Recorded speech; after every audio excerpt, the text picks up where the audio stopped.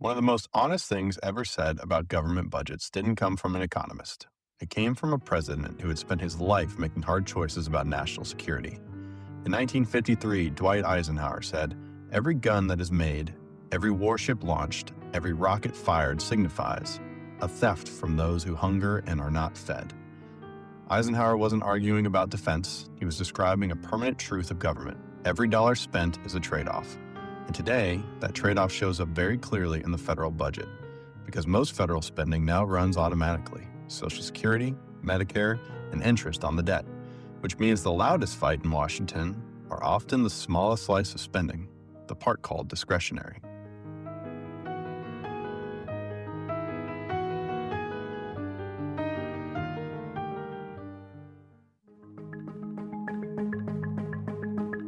Welcome to Understandable Insights, Information to Intelligence with Sue Gordon, the national security podcast that gives you a competitive advantage, an elemental understanding of the world as it is, not how you prefer it to be. I'm Eric, joined each week by the Honorable Sue Gordon, and together we'll break down the headlines shaping our world, looking for patterns and early warning signs, and asking how we should be thinking and acting as citizens and leaders across issues in intelligence, technology, and business. It's April 20th, 2026. Let's get to it. Hey, Sue, how are you? Hey, Eric, I'm good. I think we're entering the rainy season in Texas because if I look out my window and on my weather, I think it's going to be rainy for a bit, and I kind of like it, weirdly. Let's see what's on my mind.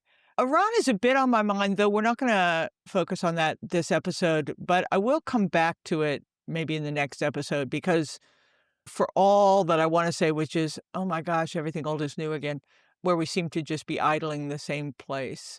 I do think there are some things that are revealing themselves about some long-term truths that the world and U.S. and Iran are going to do in the future. So just for our audience, put a pin in that and we'll come back to it. In the meantime, who knows, right? Although I always hope for good. Let's see what else is on my mind. I talk about basketball all the time, and WNBA is right around the corner, but I'm also a huge softball and particularly Duke women's softball fan. That was actually the sport that I was good at. It's just that in 1976, Duke didn't have a women's softball team. I might have actually played a little bit more on the field than I did on the court. But I got to shout out to Marissa Young, who's been the coach of the first Duke women's varsity softball team since 2015. And since 2018, she has a record of 265 and 106. She took the team in only, I think, their seventh year, maybe, I should be able to count, seventh year to the Women's College World Series, and just continuing. Just incredible program of excellence, fun to watch. They play joyfully, they graduate, great thing. And then this weekend, I was watching some when they were up playing Boston College, and one of their players, a woman named Jess Oakland, who's just a badass, went 8 for 8 over 2 games with 8 RBI, 3 home runs, and 2 doubles in 2 games this past weekend. And I guess Dang. I know, like, I don't care in what domain you live, when you think about excellence, that is the embodiment. And so I remind our audience that excellence does not always have the same face, but it does, in fact, have the same sound. And in this case, it's whack, and the ball sailing over the fence. And there's a truth here, and that is if you can play, you can play. And then finally, because I'm rambling on, I learned a small life lesson this week. I broke my rule. You're going to be so mad at me, Eric. I broke my rule and argued with someone on social media about something they said about me. Now, to be clear, since I left the Trump administration in the manner I did and made the mistake of seeing what people were saying about me online, I have stayed away from it because I've known that there's no percentage and it's not true and it's trolls and they don't know you and all those things are true. But a woman basically was insinuating that I was a felon or a traitor or something worse than that. And so I decided to jump in and say, hey, what do you think you know about me that would cause you to do this? And wha-bam. The person said, you're a horrible identity thiever. She accused me of thieving my own identity. And then she blocked me. And this reminded me that arguing on social media is like arguing with the graffiti It may be about you, but it was not written for you. Anyway, let's go back to signals, but don't play on social media. It isn't real and it isn't good, even though it could be. Anyway. Yeah, yeah. You just gotta let some people be dumb, and it's horrible, right? There's so many great things about social media with the connection, right? It could be so much better, and it does do some things in terms of connecting people that are separated by distance and time, but I know better. Yeah. I'm on location. I got some island vibes going. Look at you. And everybody could benefit from chilling out today because it is 420. So that we're recording April 20th. In some circles associated with marijuana. So 24 states have legalized marijuana for adult recreational use, and 40 states allow medical cannabis. A legal market gives governmental leverage, requires licensing, testing, labeling, age limits, and enforcement against unsafe products. Without regulation, the concerns are you don't get quality control, you don't get that tax capture, and products that may have been subject to basic age restrictions or safety rules aren't present. I think it'll be a little while before we federally get to that level, but you are seeing some signals from Washington on some more progressive viewpoints on this, which I think is really good. On April 18th, President Trump signed an executive order titled Accelerating Medical Treatments for Serious Mental Illness. It directs the FDA to prioritize certain psychedelic drug reviews and telling FDA and DEA to create a pathway under right to try for eligible participants to access investigational psychedelic drugs, including Ibogaine, commits at least $50 billion for federal state collaboration, and specifically calls for coordination with the VA to expand clinical trials and evidence generation. So some drugs, marijuana being one of them, and even more, some psychedelics have had some very serious stigmas over the years. Yeah. But there's been some evidence that the psychedelics, specifically Ibogaine, can really help folks with opioid addiction and also people with serious PTSD. So excited to hear that stuff. Yeah. Once again, darn you, you've proven that you're way cooler than I am. But everyone has kind of figured that out through 40 episodes. So I guess I'll let that go. For the people that think of me as a quiet, studious intellectual who's very rigid about right and wrong, I 100% agree with you. I have long believed that this idea of making drugs illegal in the way that we have has not been productive, that there were smarter ways that we can do it, because quite frankly, drugs are really just combinations of carbon and hydrogen and oxygen molecules. And so why do we treat alcohol one way and drugs the other? So love that. Also, man, there are so many that can help people who are really struggling with no other solution. So I love all of Yeah. this. Great job. Great pull. Well done. And if it took the beach to get you chillaxed, that's awesome. Certainly helps. All right. What are we talking about today? Okay, so today we're going to talk about the federal budget, not as politics, but as the operating system of the American government. And we've gotten a lot of feedback over the past almost year now, Eric, we're coming up on a year, that people would like it if we do a little bit more explaining rather than talking as a couple of insiders about stuff that have become obvious to us because of our career. This is really mostly an explanation episode, although we'll try and tie it into some current activities. So here's a statistic that surprises most people. About 3/4 of the federal budget and federal spending happen automatically. Congress doesn't even vote on it every year. Programs like Social Security and Medicare and interest on the national debt, we're going to talk about that more today, are written into law, so the spending happens whether Congress debates it or not. And that means most of the federal budget runs on autopilot. But right now, the U.S. budget is under real pressure, rising deficits, major spending commitments, and a process in Congress that increasingly relies on something called reconciliation to pass big changes quickly. Okay. So if the majority of it is set up automatically, what are they even talking about? Yeah, exactly. Great question. They're arguing over the part of the budget that they can still change, called discretionary spending. That's defense and infrastructure, education, research, transportation. You guys are getting the hint.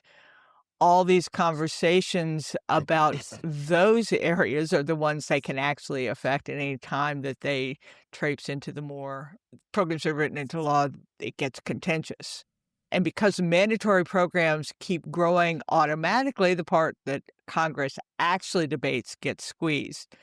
So today we're going to walk through 3 things, Eric, how the budget process normally works, including some of the definitions, what reconciliation is and where the real fiscal pressures are building, using some specific examples that hopefully do more showing than telling. So we're going to try and explain it, then we're going to show it in action, and hopefully some of the things that our listeners are hearing in the headlines when we talk about budget things will make a bit more sense. And as is our want, hopefully will give listeners a framework to understand what the consequence for them as humans is, when the Congress not only changes processes, but makes some of these big decisions. So let's see if we can do this well. And again, I'm leaning on you a lot here, so take it away. All right. Don't mess it up. Yeah, exactly. That's my coaching. All right. Let's get to it.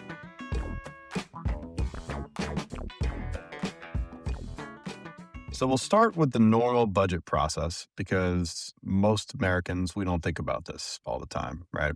Every year, the president proposes the budget. Congress then sets an overall spending framework in something called a budget resolution. They're supposed to do it by 30 September each year before the start of the next fiscal year. Think of the federal budget as running on two main tracks. Authorizers create government programs, policy. Appropriators decide which of those programs actually get funded each year. And if Congress can't finish those appropriations bills on time, they pass a continuing resolution, also known as CR, a temporary law that keeps government funded at roughly last year's levels while negotiations continue. And when leaders want to pass major tax or spending changes with only a majority vote, they use a budget reconciliation. That's a special procedure that bypasses the Senate's filibuster rule, which normally requires the 60 votes to move legislation forward. In other words, reconciliation is Congress's way of passing major fiscal policy when normal Senate rules would otherwise block it. So, Sue, before we get into the politics of this year's budget and the signals our listeners should be watching, can you just put this in kind of simple terms? Like, what did I actually just say? Yeah. So, yeah, let's rely on Sue to be simple and brief. So first, authorizing committees decide what programs the government is allowed to run. So defense systems, Medicare rules, agriculture systems, those are the what you could spend money in. And appropriations committees decides how much money these programs actually get each year. And when Congress can't finish those bills on time, they pass a continuing resolution, which basically says keep the government funded at last year's levels while we argue about this year. The problem with that is each year is different. And if you are someone who's actually trying to do something, I don't know, run the Defense Department, run the intelligence community, run Health and Human Services, that constraint on last year's budget may not be the priorities or the needs that you had this year. It certainly isn't what you planned for, because even though we appropriate only in 1-year increments, people do submit 5-year budget plans. So there are planning. When you're stuck with a continuing resolution, you're basically retarding future growth. And then if Congress wants to pass a big tax or spending bill with only a majority vote, what that means is normally you need 2/3 of a vote, 2/3 of the Senate in order to pass a bill. But if that is just too tough, they use a thing called budget reconciliation, which is a special fast track that bypasses that filibuster, which is requiring 2/3, and goes to simple majority. Since I just proved that I can't be simple, I'm going to try and go even simpler. Authorizers write the rules. Appropriators write the checks. And when the system jams up, Congress buys time. Now, here's the part that most people don't realize is even though the federal budget sounds enormous, most of it is locked in, as we said before. So the annual fight is really over a teeny tiny segment at a much smaller size called discretionary spending. And we're going to talk a bit about even that discretionary spending gets squeezed more than by the big programs. It also gets squeezed by deficit. Quick example, if I might, look at Medicare. It's one of those big programs. And because it's mandatory spending, changes to it show up in reconciliation fights. Usually changes to decrement it because we need more money for discretion. That's why the procedural rules matter. The rules determine what can actually be changed and by whom. Medicare alone now costs over $900 billion a year, and it's projected to keep growing as population ages. And so changes to that without the rules of filibuster that demand more people than simple majorities participate are pretty consequential. Did that help? That was very helpful. I just have a couple thoughts. One, continuing resolution doesn't account for inflation, right? So you're not matching the 3% that everything else is costing if you're just funding it the previous year's level. Additionally, if we're so hard up against fraud and waste and abuse, but you're just allocating the same amount of money instead of reacting and flexing to what the priorities are and what those organizations need to do. I think that also amplifies the use it or lose it philosophy of budget. Now, it's probably been a little while since you've been making budget decisions at the tactical level, Sue, but I'm sure you heard that in the intelligence community too. Hey, it's coming to the end of the fiscal year. We've got to spend all our money, otherwise we won't get it back next year. And that is such a short-sighted, I think, view of it. If you don't need the money, you should not spend it. You should give it back and should go to different programs. You have any Yeah. thoughts there? Yeah, so I think this is a great example of what we've been talking about, at least in episodes this year, is about our founders put friction into the system for a reason, to make you have to fight over every dollar of the American people's money that you spent and whether you go to war or whether you want to add new constraints to individuals' rights. That the founders said, we're going to set up a system where you have to tussle, right? As human beings, two things are true. We want more and we want to fight less. And so what you're seeing now is, even within our system at the most granular level of rewiring, where people are saying that's too hard, takes too much time, I don't like it, I have a majority, why should I have to experience this friction? It ought to be easy for me because my party's in power. We're going to drive our truck through the holes in the system that the founders thought that they created. And so continuing resolution. Oh, it's too hard to agree on a budget. Why don't we just extend it at the previous levels? Let's get rid of the filibuster. It's too hard to cry and cross party lines to do Yeah. it. But the consequence is you're either adding more things that are resistant to the system or burdening the system in ways that don't allow us to meaningfully change to adapt to different environment. This is really about trying to describe, one, the way the founders envisioned it, to put friction in. And again, they were so insistent that we not spend bad money, that the government not exceed its power when it is using the people's money or the people's voice to do things. And so the budget process is one of those ways that the founders envisioned to put friction in the system. That's why the president submits the budget and the Congress enacts the budget. I mean, that's why that friction is there. And what we're now seeing is the pressures on that system and some of the acts that are going on to both relieve the pressure and, in some cases, that create pressure. That's why it matters. This is a continuing theory of our system was designed for friction, and now that friction is inconvenient. And so instead of addressing the source of it, we're trying to get rid of the rules that force consideration. Yep. Short-term wins Oh, don't detracting say from it. long-term gains. Don't say it. Because I just went back to why we're paying more at the gas pump. Oh, yeah, Yeah. that's true. Anyway, but you are right, and it is true. Anyway, so move us along. So the annual budget fight is not about the whole budget then, right? It's mostly the fight over that shrinking portion that Congress can still actively control. So if mandatory keeps rising and lawmakers still want to increase defense, they don't have many places left to go. So the pressure falls on the smaller set of programs Congress actually funds annually. Every year, the pressure on things like defense, infrastructure, research, education gets tighter. We've talked previously about President Trump's proposed defense bill. That's a significant increase. Most recent numbers up $445 billion in the next budget plan. So when we hear about some of those increases for defense or cuts to domestic programs, what signals should we be listening for underneath, Sue? Is this really about priorities, or is this becoming more about what little is left? I think the pressure on it is what's little is left. What is making it so difficult is, one, human nature, and two, reality of the political situation we have right now. The human nature piece is everyone wants more. Once you've done something, you want to do more with it. In the case of the non-discretionary spending, the social programs by and large, more people need help.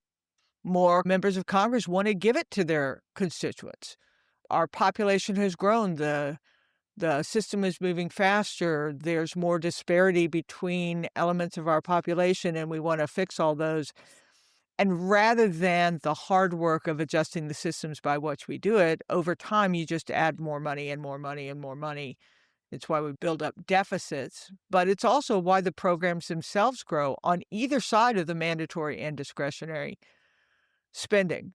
So one is just human nature. We as humans want more, and our representatives want to give us more. I would hope it was to serve the people. Sometimes it's to be the good guy and stay in power. The other thing is just being someone who's lived within this system. I think one of the problems is the way we do our budgeting itself, in that people who submit requests for a thing, whether that is insurance or Medicare or Social Security or more money for the Navy or things like that. Typically, they don't describe what outcome they're trying to achieve, and so you put things in the budget and then things happen, right? It's too hard to do. Or we have to find money to move around for other things, and so time stretches out, and so now, even within your discretionary systems, you have built pseudo-mandatory things. Well, we've got 73 ships halfway built, and we have to keep funding those. So one of the kind of realities is just lack of discipline within the system that doesn't recognize that once you put something into the budget process, once you've promised something, again, whether it is something for war or whether it is something for social services, if things change and there's not enough in there, you have to ask more rather than be disciplined enough to do it. And what I wish our listeners would understand is there is a partisan nature to this, but there's a lack of discipline nature of all of it. And we've, again, talked about this throughout. When the environment changes, you have to change how you do things. Who exactly are the people that think about how you deliver the outcome that people have put into the budget? It isn't the Congress people.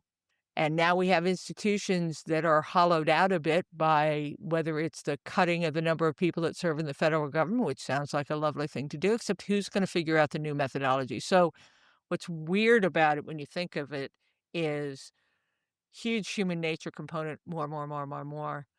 Huge reality of lack of discipline of how to keep providing that as the environment changes, and then political disincentives to be the one that takes things away from people. I do think that we did have a glimpse into this tension between discretionary spending and social mandatory programs when there was that clip of the president in the prayer breakfast when he said, "Hey, I just can't afford to do Medicare and daycare and stuff because I gotta have more money for war." And if you wanted a soundbite that explains exactly what this tension is about, that was in a weird sort of way, which sounded horrible. He was right. If he wants to grow one, he must take money from the other, and that other turns into a political fight. Yeah, and I was guilty of it earlier in this episode too, of saying $50 million for Ibogaine research. I love that idea. I think that's great. But what am I taking that money away from, Right. right? That will come out of some budget somewhere. It's the Congress that has the lever to force that resolution when they have to pass a budget by the 30th September. And when they don't use that lever and instead just say, we'll just press on, you've taken Right. away one of those control gates that could constrain that appetite. For sure. And the reconciliation continues to make it more and more polarizing, right? Just between the party line votes and the different parties. When they rely on reconciliation more often, it tells you that something important, the normal legislative process, isn't working. So they're taking the easy way out to move major fiscal policy. Big policy changes can be passed with narrow or political support, and that make them faster, right? You choose speed, but then also more partisan and less durable. So major policy changes can occur without bipartisan agreement, making those more partisan and then therefore less durable. All right. Where this real fiscal pressure is building is not just some of the annual partisan theater, but it's also the slow accumulation of our debt. So interest payments matter off of Social Security growth, Medicare growth, and rising net interest costs. The interest payments don't build roads or infrastructure or buy the ships, finish the 73 that you said are still in production. They are just paying for yesterday. Debt's not new in the United States. We carried debt almost continuously since inception. Debts incurred during the Revolutionary War amounted to over $75 million by January 1st, 1791. And over the next 45 years, the debt continued to grow until 1835, when it was briefly eliminated due to the sale of federally owned lands and cuts to the federal budget. So, do you remember who was president in 1835 when we eliminated the debt? Hold on, I might be able to get there. In 6th grade, I learned the presidents in order. Let's see. Washington, Adams, Jefferson, Madison, Monroe, Adams, Jackson, Van Buren, Harrison, Tyler, Polk, Taylor, Schumer, Pierce, Buchanan. I'm going to say Taylor. You're a little late. It Yeah. was actually Andrew Jackson, Nuh-uh. Old Hickory himself. Yep. But then more wars came, and the debt grew over 4,000% through the course of the Civil War, increasing from 65 million in 1860 to almost 3 billion shortly after the conclusion of the war in 1865. Then the debt continued to grow steadily through the 20th century, Afghanistan and Iraq wars, the 2008 recession, and then the COVID-19 pandemic. From FY 2019 to 2021, spending increased by about 50%, largely due to the pandemic. So, what are we doing here? So, in my presidential run that I'm planning for some point in the future, I have 3 big projects, and one of the things that our cold open cited Eisenhower that I have said is that I want to be like Ike, who is responsible for our national interstate system, and one of my initiatives wants to be a digital infrastructure that is built on information quality, and because I wanna be like Ike, so I'm gonna stick with my digital infrastructure based on information quality. So, Yeah, we like Ike. yeah, what are we doing? True like Sue. Yeah. Nice. True Sue. We might come along. So, it's a little bit what I said before, it's just lack of discipline. I don't think it's evil incarnate. I don't care which side you sit on, what you believe in more, whether you believe in national security more, and so we have to spend it, or whether you believe in getting rid of the human disparity within our country because supply chain is most stressed at the talent level, and we gotta do something about that to make our national resource of humans better. It's just based on lack of discipline and needs that have not been able to be served by changes to the systems that serve us. Said differently, I talk a lot about our system being so brilliant in its envisioning that it's a combination of democracy and capitalism. And those two aren't in exactly perfect balance right now, where democracy is more and more constrained by regulation and how we serve, and capitalism is more and more just creating its own system that kind of leads to the disparities that I think create a difficult situation for us. But the reality, exactly what you said, Eric, is that as the deficit grows, we are squeezing our ability to decide what we want to spend new money on, and whether that new money is to rebuild a system or whether that new money is in a need that you articulated that we never knew we had before, whether that new money is to deal with healthcare in America or whether that new money is to revolutionize our war-fighting abilities so we're not launching $20 million rounds against a $175 drone, right? No matter Yeah. no matter what you need to do or what you think our imperative is, the fact that we are spending more than we make and we must service that with interest payments is squeezing our ability to do anything different and will put us in a thing where we actually run out of money to even pay the interest on the debt we've accrued. And, there have been generations of leaders who have said, don't worry about the deficit. Don't worry about the deficit. But this has a very practical implication. And if you want to know how big a problem it is, notice that This president that talks about a lot about it is not talking much about the deficit that he is increasing with the spending that he's doing, even in the name of the things that Americans voted for in the past. So it's a real problem. And I can't tell you if that's going to come tomorrow or 10 years from now, but both those numbers are in the lifetime of our listeners, and it matters.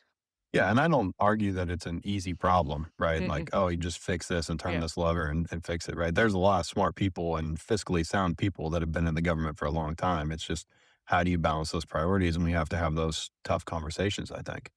The national debt also doesn't include debts carried by state and local governments, such as debt used to pay state funded programs, nor does it include debts carried by individuals, right? All the personal credit card or mortgages that individuals have.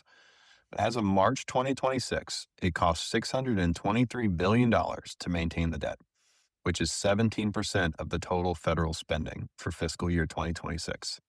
17% of our spending just to service the debt.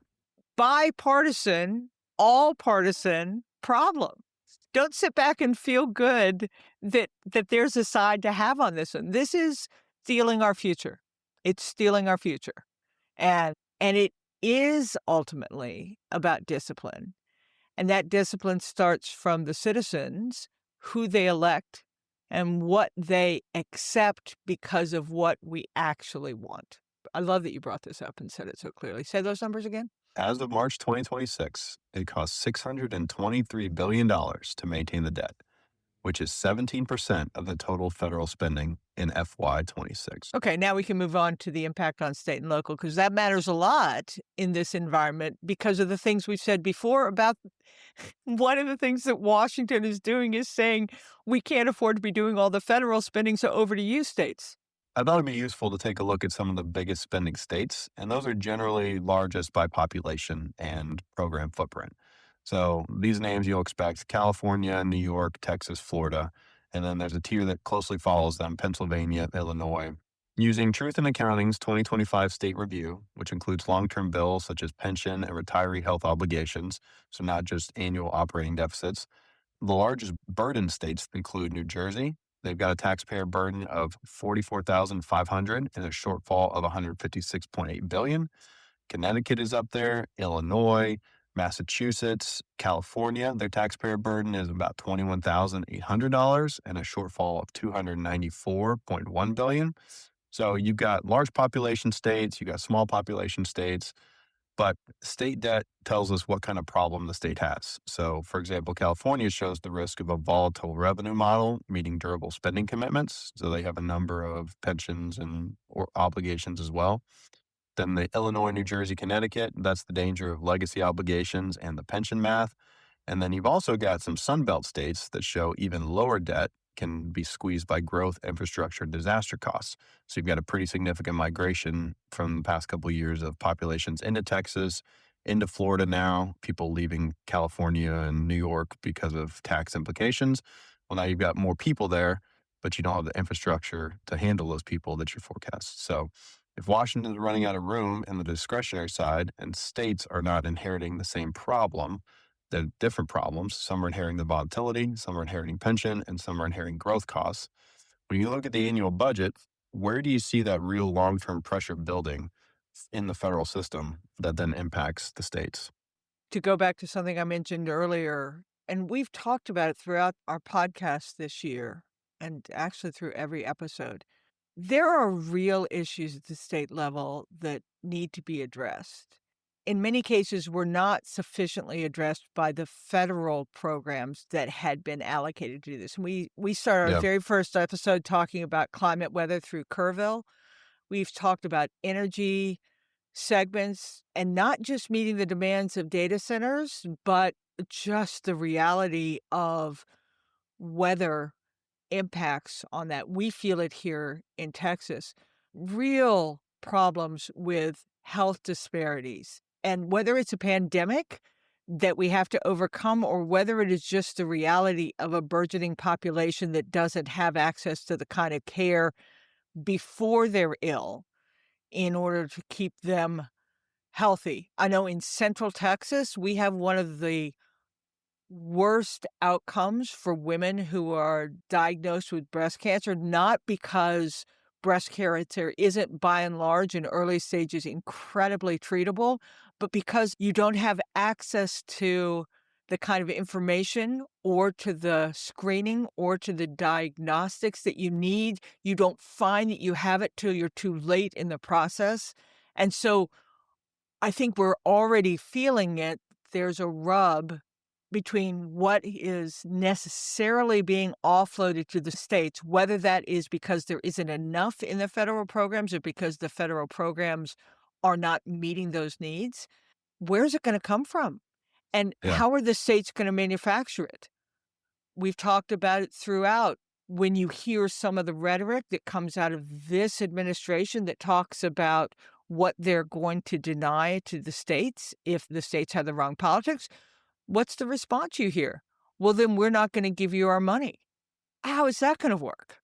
So Yeah. you are feeling, I think the thing to just walk away, this is real. It is anti-political in the sense that the signs are everywhere that this system that we designed is under real stress and the impacts are really being felt. And now we have either halfway or partisan measures that will generally cost more and do less. And so we've talked about the questions you ought to ask of the people who want to secure your most precious right, which is the right of voice, what they're going to do and how they're going to address it.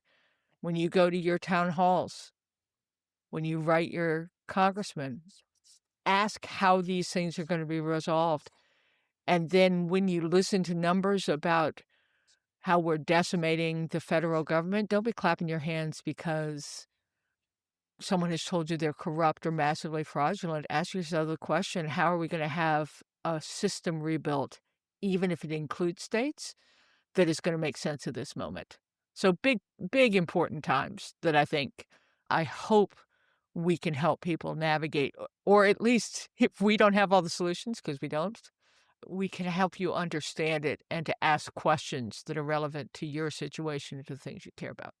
Yeah, hopefully we have a few insights. Yeah. I think it's interesting though that they're all different kind of problems, right? Right. Like different states, whether it's from the former obligations or the new growth and infrastructure. And a lot of these states have different tax structures too, right? Right. Texas doesn't have state income tax. In Florida, they rely heavily on property tax and sales tax compared to other states on that list that do have state income tax. So it's not a one size fits all. And I think the problem starts with some of the overspending at the federal government, and that's going to trickle down. And that's what the American people were saying when they voted. We've talked about this before, is don't singularly blame the president for everything that's wrong. He, in fact, is an artifact of what people are feeling. And what they were telling us was, hey, federal government, we're paying too much and getting too little. And there just wasn't enough attention to that tension. And hopefully America can rise up and say, no, we got to actually fix it, not just demand more, because more isn't going to fix it. What do you want folks to walk away from this episode remembering and not misunderstand? Okay, let's see if I can be tight and focused today. The federal budget debate isn't just about numbers. It's about who actually controls what part of the government spending and how little of the budget Congress realistically can change. Washington fights over discretionary spending because it's the only part anyone can actually move. Most federal spending is already spoken for. Entitlements, interest on debt, and mandatory programs run on autopilot. And when those demand more, they put squeeze on what we spend on new things, and that leaves a shrinking slice of the budget, and that's where the real political battles happen. Reconciliation is Congress's way of bypassing the Senate filibuster. In other words, one of those friction points that was put in by design, and so we had to actually debate what we were doing, not just use the power of position, but only for the policies that directly affect spending or taxes. The signal underneath all of this is that as deficits and interest payments grow, the room to govern through the budget gets smaller. So the fights look bigger every year, not because the government is expanding necessarily, but because the part of Congress controls is shrinking. So the real story of the federal budget isn't the size of the government, it's the shrinking space policymakers actually control, and as a consequence, how much we're able to change to meet new needs. What else are you watching out there for next week? So I've mentioned Iran, and I will come back at that. I think, as I've said, for as much as it seems crazy and that we're not going anywhere, I think both sides, the US and Iran, are going to take away some lessons that they can use to shape the future environment, and we'll talk more about that. But I'm also watching this week the International Monetary Fund and the World Bank meetings. The signal isn't what they announced, it's what they admitted. And what they admitted is the global institutions built to stabilize shocks are discovering that geopolitics now drives the economy, not the other way around. And so how are we going to shore up those systems so they continue to work in a contested time? So that's hopeful and exciting.